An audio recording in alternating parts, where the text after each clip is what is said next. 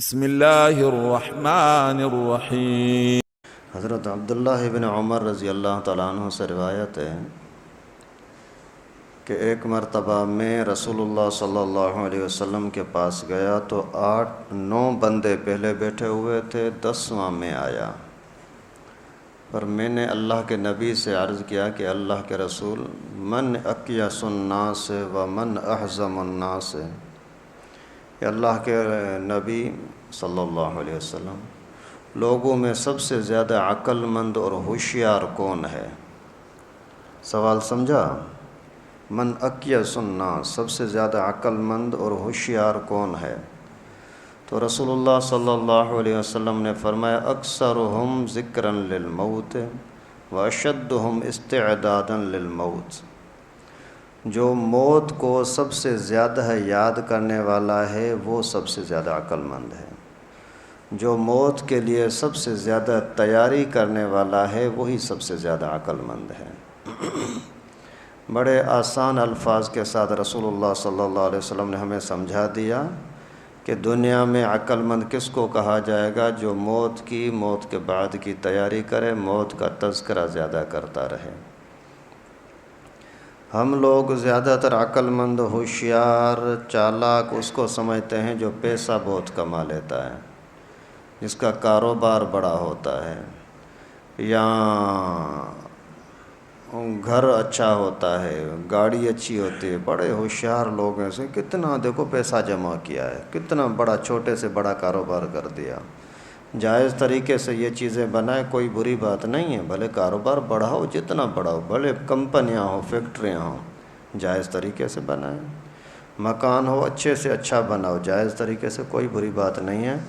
لیکن موت کو بھلا دینا یہ سب سے بڑی بے وقوفی ہے، کیونکہ دنیا کی زندگی کا کچھ بھروسہ نہیں ہے کہ 10 سال، 20 سال، 50 سال کتنا، لیکن اس کے باوجود اس کے لیے ہم اتنی زیادہ محنت کریں کہ ہماری دن رات سوچ یہی ہو، ہمارے دماغ پر یہ بات سوار ہو، بس پیسہ کماؤں، پیسہ کماؤں، گھر بناؤں اور یہ کروں، موت کی طرف ذہن ہی نہ جائے۔ یہ سب سے بڑی بے وقوفی ہے کہ 10-20 سال کے لیے تو بڑی محنت کر رہا ہے اور کروڑوں سالوں کے لیے کوئی اس کو احساس ہی نہیں ہے۔ اللہ تعالیٰ حفاظت فرمائے۔ یعنی 2 چیزیں، ایک موت کو یاد رکھنا کہ آج نہیں تو کل مرنا ہے۔ کسی مجلس کے اندر بیٹھے، کوئی خوشی کی بات آ گئی، بولتا ہے یار کبھی ابھی مرنے کا ٹائم ہے، پتہ نہیں کس ٹائم پر موت آ جائے۔ پیغمبر کریم صلی اللہ علیہ وسلم کے زمانے میں ایک شخص کے بارے میں تذکرہ ہوا کہ وہ قرضہ مانگ رہا ہے، تو اللہ کے نبی صلی اللہ علیہ وسلم نے فرمایا اس سے پوچھو کہ جتنے وقت کے لیے تو قرضہ مانگتا ہے، اتنے وقت تجھے زندگی کیا یقین ہے کہ تو زندہ رہے گا؟ اگر اتنا یقین ہی نہیں ہے تو پھر اسی دنیا کے پیچھے کیوں پڑتا ہے؟ تو ایک یاد رکھو، دوسرا تیاری کرو۔ تیاری کیا ہے؟ اللہ کی نافرمانی سے بچو بس۔ اچھا، حضرت ابن مسعود کی روایت ہے، حضرت عبداللہ ابن مسعود رضی اللہ تعالیٰ عنہ فرماتے ہیں کہ اللہ کے نبی صلی اللہ علیہ وسلم نے فرمایا کہ استحیوا من اللہ حق الحیاء، اللہ تعالیٰ سے حیا کرو جو حیا کرنے کا حق ہے۔ اللہ کے نبی نے فرمایا اللہ تعالیٰ سے حیا کرو جو حیا کرنے کا حق ہے۔ تو حضرت ابن مسعود کہتے ہیں میں نے عرض کیا اللہ کے رسول، ہم اللہ کا حیا تو کرتے ہیں، جو اللہ کا حکم ہے وہ مانتے ہیں، جن چیزوں سے اللہ تعالیٰ نے منع کیا ان سے رکتے ہیں۔ تو اللہ کے نبی صلی اللہ علیہ وسلم نے فرمایا کہ حیا یہ ہے، اللہ تعالیٰ سے حیا یہ ہے، ان تحفظ رأسک وما وعا وان تحفظ بطنک وما حوا، کہ اپنے سر کی حفاظت کرو اور سر میں جو کچھ ہے اس کی حفاظت کرو، پیٹ کی حفاظت کرو اور پیٹ میں جو کچھ ہے اس کی حفاظت کرو، موت کو یاد کرو اور بوسیدہ ہڈیوں کو یاد کرو، یہ ہے اللہ تعالیٰ سے حیا۔ اب اس حدیث مبارکہ میں 4 چیزیں پیغمبر کریم نے فرمائی کہ اگر یہ 4 چیزیں ہیں تو سمجھو کہ اللہ تعالیٰ سے حیا کرتے ہو، اگر یہ 4 چیزیں نہیں ہیں تو اللہ سے حیا نہیں ہے۔ اب ویسے ہی لوگوں، اگر بیٹا باپ کے سامنے تھوڑا سا بے ادبی کے ساتھ بات کرے تو باپ بولتا ہے تجھے حیا نہیں ہے، اس انداز سے بات کرتا ہے۔ دوست بولتا ہے یار تو ابو کے سامنے اس طرح بات کرتے ہوئے تجھے شرم نہیں آتی، تجھے حیا نہیں ہے۔ تو لوگوں کے سامنے حیا کرنے کو ہم خود ہی سمجھتے ہیں کہ یار ابھی ایسا اچھا نہیں ہے، لوگوں کے سامنے میں قمیص اتار کر کے جاؤں، لوگ کیا بولیں گے، مجھے شرم آتی ہے۔ اور اسی طریقے سے اللہ تعالیٰ سے حیا کرنا تو زیادہ اہم ہے نا، زیادہ ضروری ہے نا۔ اللہ تعالیٰ سے حیا کیا ہے؟ اللہ کے نبی نے فرمایا کہ سر اور جو کچھ سر میں ہے اس کی حفاظت کرو۔ سر میں آنکھیں بھی ہیں، آنکھوں کی حفاظت کرو، یہ ہے اللہ سے حیا۔ سر میں زبان بھی ہے، تو بات کرتے ہوئے اللہ سے حیا کرو۔ صحیح بات کر رہا ہے، غلط بات کر رہا ہے، کوئی تکبر والی بات تو نہیں کر رہا ہے کہ اللہ تعالیٰ ناراض ہو جائے۔ جو اللہ تعالیٰ کی قدرت ہے کہ جو میں چاہوں وہ ہو جائے، وہی تمہارے زبان سے تو نہیں نکل رہا کہ تو بھی جو چاہے وہ ہو جائے، یہ تو نہیں ہو سکتا، یہ تو اللہ کے ہاتھ میں ہے۔ کان بھی تیرے اسی سر میں لگے ہوئے ہیں، کانوں کا خیال کرنا۔ ناک بھی اسی سر میں لگا ہوا ہے، منہ بھی اسی سر میں لگا ہوا ہے، تمہارے دماغ، مغز، جو عقل ہے یہ بھی اسی سر میں لگی ہوئی ہے۔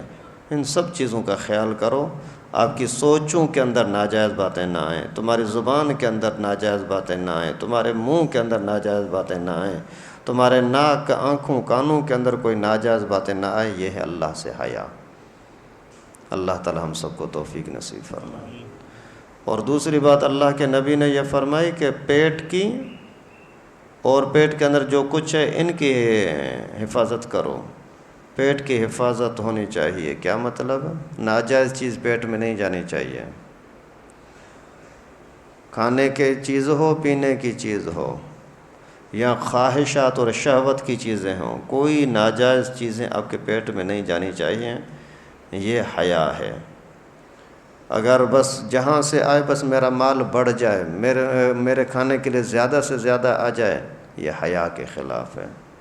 اور کتنی افسوس کی بات ہے کہ لوگ لوگوں سے حیا کریں اور اللہ سے حیا نہ کریں۔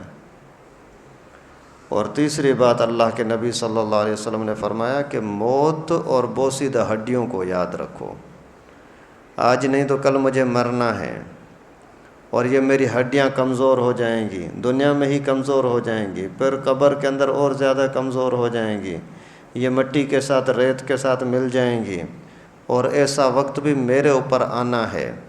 آج جن ہونٹوں کے اوپر، جس چہرے کی چمک کے اوپر، جن دانتوں کے اوپر، جن آنکھوں کے اوپر، جن کانوں کے اوپر میں تکبر کرتا ہوں، ایک دن یہ کان مجھ سے ٹوٹ جائیں گے، جھڑ جائیں گے، آنکھیں میری نکل جائیں گی، یہ چہرے کا حسن ختم ہو جائے گا۔ جن ہاتھوں کے ذریعے سے آج میں ظلم کرتا ہوں، یہ ہاتھ مجھ سے چھین لیے جائیں گے، ناکارہ کر دیے جائیں گے۔ اور جن ہاتھوں کے ذریعے سے میں کچھ کماتا ہوں، یہ ہاتھ میرا ساتھ نہیں دیں گے۔ ان کی بوسیدگی کو، ان کے کمزوری کو بھی یاد رکھو، کیونکہ اگر آپ انجام پر نظر رکھو گے تو آپ کو کام کرنا آسان ہو جائے گا، لیکن اگر آپ انجام کو نہیں دیکھو گے تو پھر آپ کو احساس نہیں ہوگا میں صحیح جا رہا ہوں یا غلط۔ ایک بندہ اگر گاڑی پہ چل پڑا ہے اور وہ سوچتا ہی نہیں ہے کہ میں صحیح جا رہا ہوں غلط جا رہا ہوں، تو جاتا رہے گا۔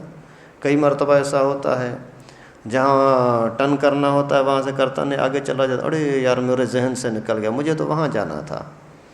تو یہ دنیا کی زندگی کے اندر بھی کہاں ہمیں مڑنا ہے، کہاں نہیں مڑنا، یہ سوچ کے چلیں گے تو فائدہ ہوگا۔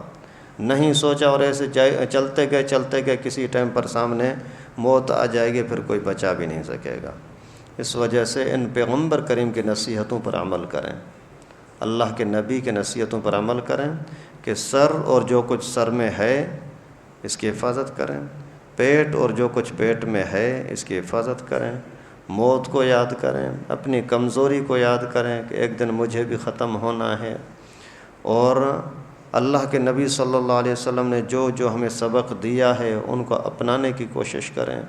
اللہ رب العالمین سے دعا ہے کہ اللہ پاک ہم سب کو مرنے سے پہلے مرنے کی، آخرت میں پیش ہونے سے پہلے آخرت کی رسوائی سے بچنے کی تیاری کرنے کی توفیق نصیب فرمائے۔ وآخر دعوانا ان الحمد للہ رب العالمین۔